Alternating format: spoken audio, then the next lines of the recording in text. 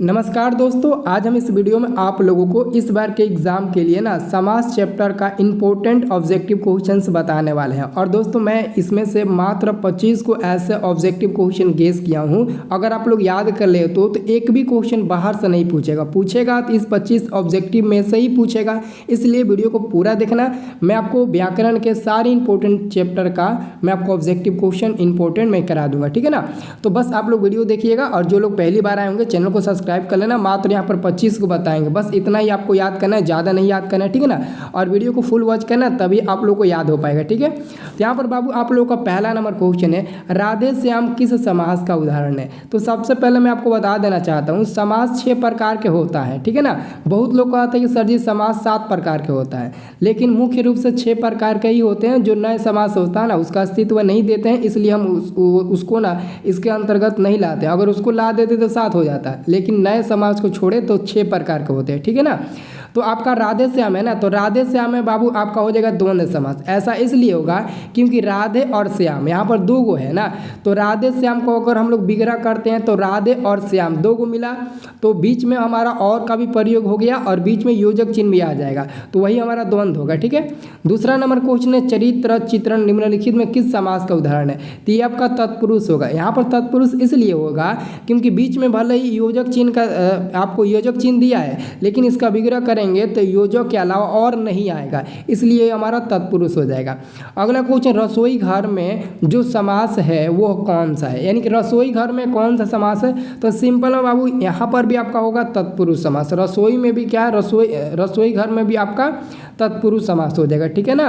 अब देखिए अगला क्वेश्चन, अगला आपका क्वेश्चन है, पथभ्रष्ट का सही विग्रह समास विग्रह क्या होगा। पथभ्रष्ट का जो सही समास विग्रह होता है वो क्या होगा। ऑप्शन नंबर डी वाला होगा पथ से भ्रष्ट, ठीक है ना, यानी कि आप अपने पथ से भ्रष्ट है, ठीक है ना।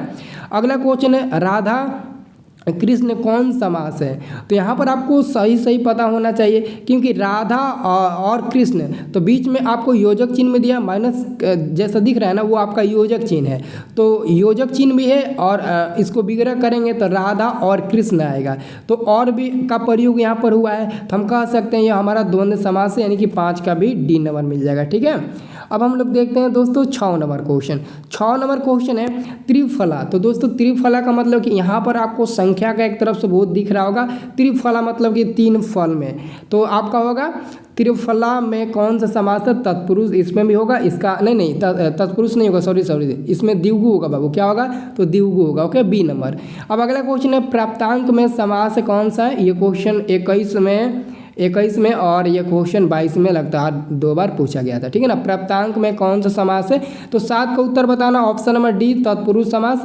अगला क्वेश्चन है, धर्माधर्म में समास। धर्माधर्म में कौन समास है, तो 8 का आंसर होगा बाबू द्वंद्व हो जाएगा। क्यों, क्योंकि धर्म तो धर्मा के बाद बीच में आपका योजक चिन्ह आएगा और साथ में इसको अगर विग्रह करते हैं तो धर्मा और धर्म, तो 2 आपका और भी आ गया, तो ये आपका द्वंद्व हो जाएगा, ओके। अगला क्वेश्चन देखिए 9 नंबर, इसमें किसी को भी डाउट करने की कोई ज़रूरत नहीं है, ओके। मैं बता रहा हूँ अच्छे से समझो, ठीक है, क्योंकि आपको मैं समास पढ़ा चुका हूँ, ठीक है। किस समास में पहला पद प्रधान होता है, किस समास में, तो अव्ययीभाव समास जो होता है ना उसमें पहला पद प्रधान होता है। दूसरा नंबर क्वेश्चन है, पंकज में कौन सा समास है। पंकज में कौन सा समास है, तो बाबू मैंने आप लोगों को क्या बोला था, मैंने आप लोगों को बोला था कि जहाँ भी देवी देवताओं का नाम आएगा समझ जाना कि वो बहुव्रीहि में चला जाएगा। पंकज दोस्तों किसको बोलते हैं, कमेंट करके बताइए। ये देवी देवताओं का नाम है पंकज, प्राचीन शब्द है। अब किस देवी देवताओं का प्राचीन शब्द है पंकज, कमेंट करके जरूर बताइएगा। इसलिए तो मैं बता रहा हूँ कि देवी देवताओं का नाम आएगा तो बहुव्रीहि पर टिक लगा देना कहीं भी, ठीक है ना। मैं आपको पहले ही बता देता हूँ ताकि आप लोग होशियारी से काम लो, ठीक है ना।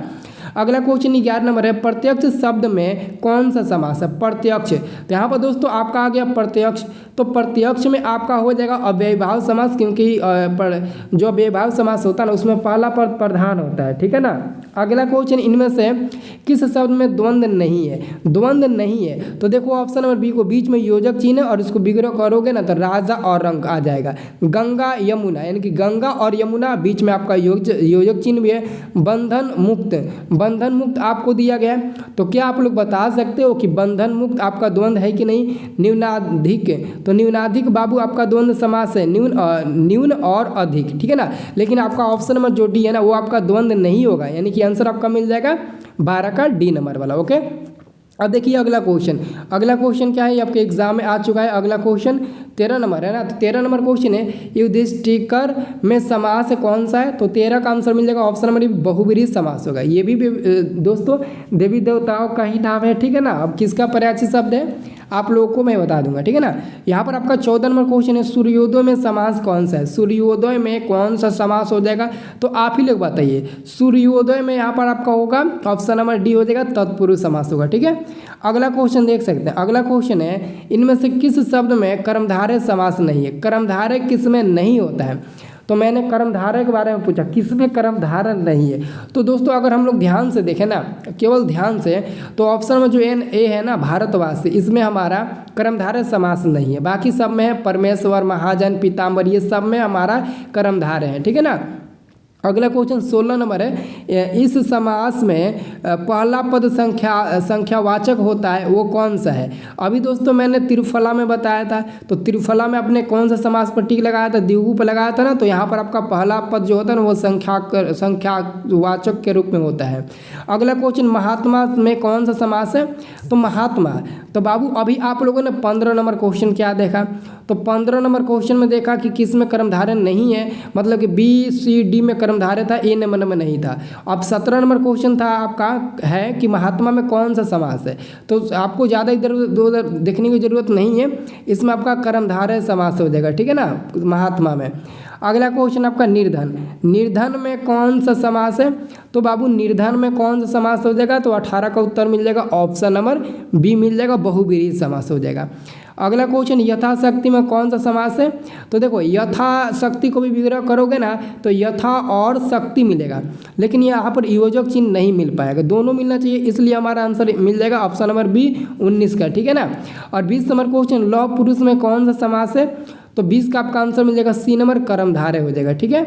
और दोस्तों अगला क्वेश्चन जो आपके फाइनल बोर्ड एग्जाम में भी पूछा गया यह प्रश्न, और अभी जो आपका टेस्ट एग्जाम हो रहा था उसमें भी यह क्वेश्चन आया था, अष्टाध्यायी में कौन सा समास है? तो अष्टाध्यायी में कौन सा समास आप टिक लगाए थे? द्विगु लगाए थे ना। अगला क्वेश्चन आजन्म में कौन सा समास है? तो 22 का करेक्ट आंसर मिलेगा ऑप्शन नंबर ए मिल जाएगा, ठीक है ना। आजन्म में आपका हो जाएगा ऑप्शन नंबर ए अव्ययी भाव।